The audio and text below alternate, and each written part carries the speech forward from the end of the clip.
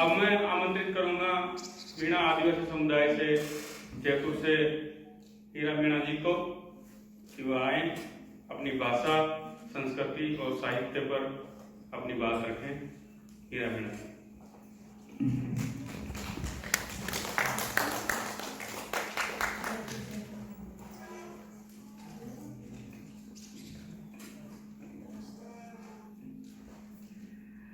आप सभी को बहुत बहुत जोहार, आभार, अभिनंदन और तहे दिल से इस स्वर्ग की धरती पर बहुत बहुत अभिनंदन। मैं राजस्थान के मीणा समुदाय से हूँ। मीणा समुदाय जो देश भर में जाना जाता है कि पढ़ाई में सबसे आगे है, उसी समुदाय की मैं हूँ। और हमारी मातृभाषा मीणी भाषा है। मीणी भाषा की 15 बोलियां हैं। माड़ी है, जगरोटी है, राठी है, ढूंढाड़ी है, हाड़ोती है, पचवारी है, सतवारी है। ये मीणा बाहुल्य क्षेत्र में बोले जाने वाली बोलियां हैं।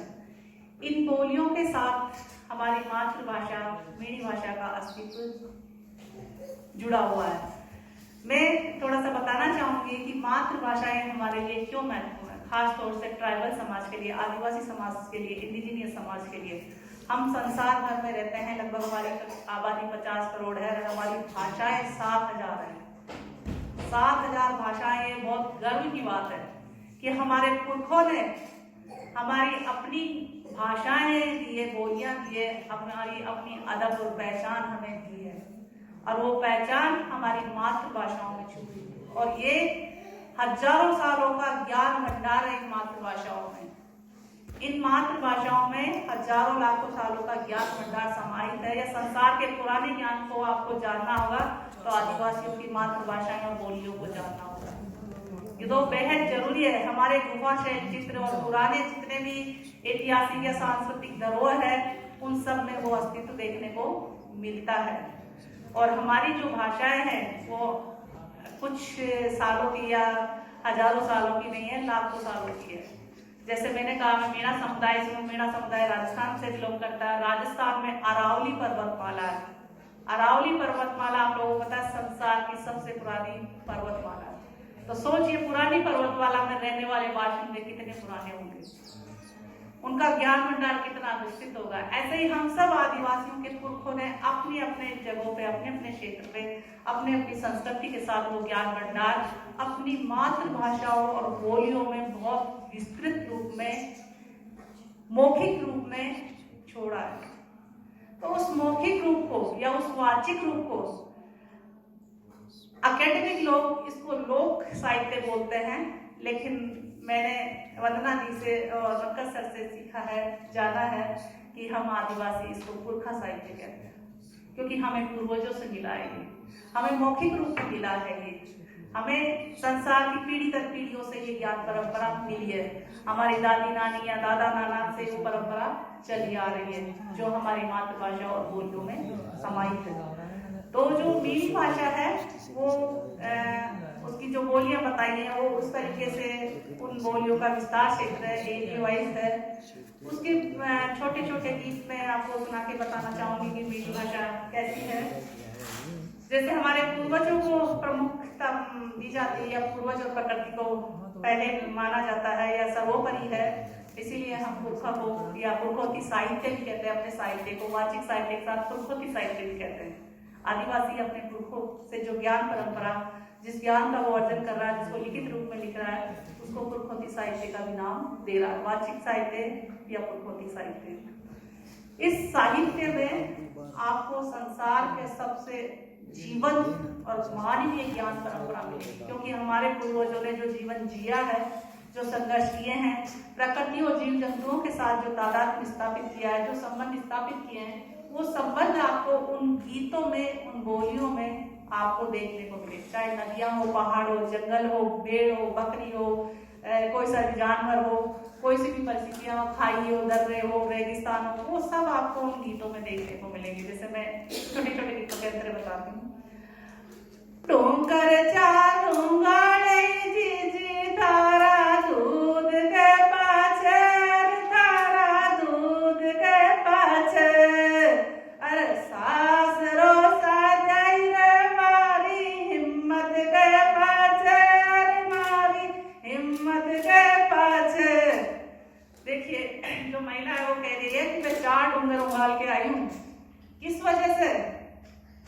कि मैंने आपका दूध पिया था, तो हमारे दूध और खून को हमारे पूर्वजों ने हमारे अंश में छोड़ा है, हम उन्हीं के वारिस हैं।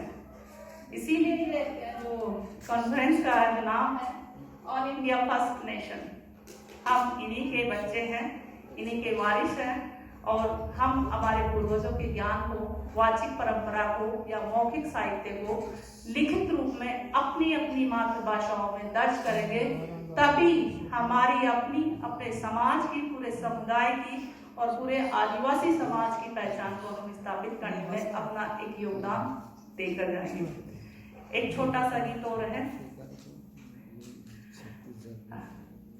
काले बादले बायली धीरे छोड़ बरखा, धीरे छोड़ बरखा, अरे लेब आवलोरी परण्यो मारे घर का, लेब आवलोरी परण्यो मारे घर का। और जो महिला है वो बादल से कह रही है, काले बादल दिख रहे हैं, बारिश होने वाली है, तो वो कह रही है कि ज्यादा तेज मत बरसना, धीरे बरसना, क्योंकि कोई मेहमान आने वाला है, उसको लेके जाने वाला है। लेकिन प्रकृति से वो खुद डायरेक्ट बात करते हैं ऐसे ही।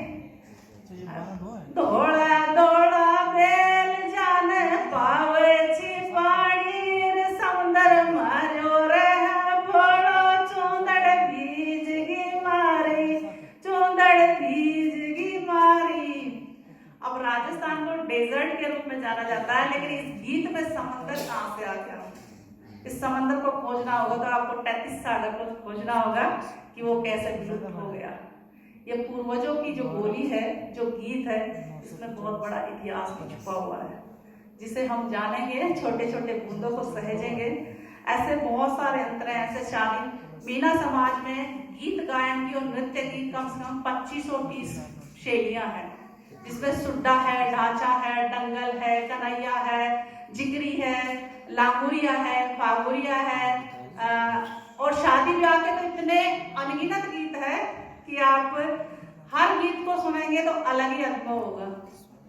लगभग 100 या 75 के आसपास मुख्य परंपराएं, छोटी मोटी तो अलग है, 100 या 75 के आसपास मुख्य परंपराएं, उन मुख्य परंपराओं के अलग अलग गीत। और जो मेरी किताब का विमोचन हुआ, उस किताब में सिर्फ विवाह के, जो शादी ब्याह में गाए जाते हैं गीत, और हमारे महिलाएं जो दोनों समधी मिलते हैं, परिवार के दोनों महिला पुरुष जब मिलते हैं, तो उसमें गाढ़ गीत गाए जाते हैं। गाढ़ गीत मतलब एक दूसरे को संबंधित करते हुए, हंसी मजाक करते हुए, उनको रिश्तों के साथ संबंध बताते हुए और सेक्स एजुकेशन देते हुए, उन गीतों के माध्यम से प्रकृति तत्वों को लेकर, प्रकृति तत्वों में नदी, पहाड़, जंगल, कोई जानवर, चाहे वो गाय हो या भैंस हो या पाड़ा हो या बकरा हो या बकरी हो, फल सब्जियां तक का संबोधन लेकर उन गालियों में हंसी मजाक के साथ सेक्स एजुकेशन भी दी जाती है। और वो कौन देता है? जो वाचिक परंपरा से जुड़े, जिनके पास किताबी ज्ञान नहीं है, लेकिन जीवन का अकूत ज्ञान भंडार भरा हुआ है। उस ज्ञान भंडार को हंसी खुशी के माहौल में, शादी के माहौल में, ऐसा माहौल, ऐसे एक दंगल टाइप होता है, महिलाओं का डांस होता है, उसमें वो पुरुषों के साथ एक धड़क होकर पुरुषों के सामने गाती है उनको, और पुरुष आराम से देखते हैं और कोई ऑब्जेक्शन नहीं करता। ये है आदिवासी साहित्य, आदिवासी जीवन, जो हम अपने समाज से सीखते हैं। समाज ने अपने पुरखों से सीखा है, और ये पुरखों का ज्ञान एक पीढ़ी का नहीं है, कई पीढ़ियों का है, हजारों पीढ़ियों का है, और ये सदियों से ये परंपरा चली आ रही है। तो हमें इन सब चीजों को जानना होगा, सीखना होगा, और अपनी अपनी मातृभाषाओं और बोलियों में इसको दर्ज करके लिखित साहित्य के रूप में आने वाली पीढ़ियों को धरोहर के रूप में देना होगा, और अपनी समाज की पहचान के साथ आने वाली पीढ़ियों की पहचान को भी बचाना होगा।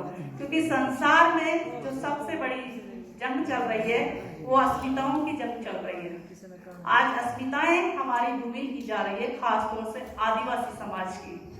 आदिवासी समाज, और वो भी भारत का आदिवासी समाज, हमें हमारे अपने नाम से नहीं कहा जाता, किसी और नाम से कहा जाता है। यही हमारी पहचान को छुपाने का प्रयास है।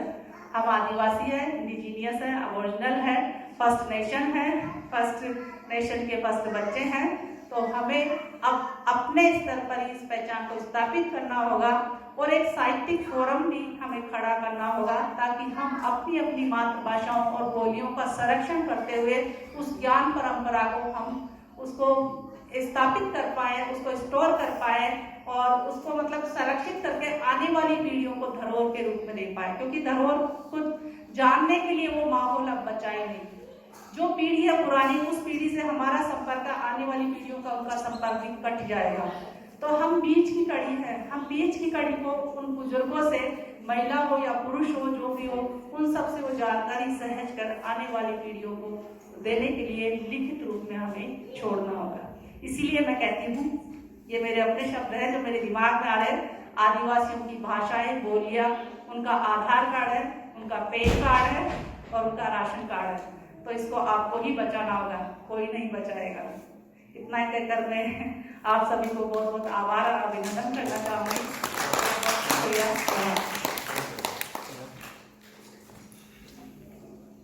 मेरी भाषा और मातृभाषाओं की बात करते हुए हीरा मीणा जी ने हमें कुछ गीत भी सुनाए। धन्यवाद हीरा जी।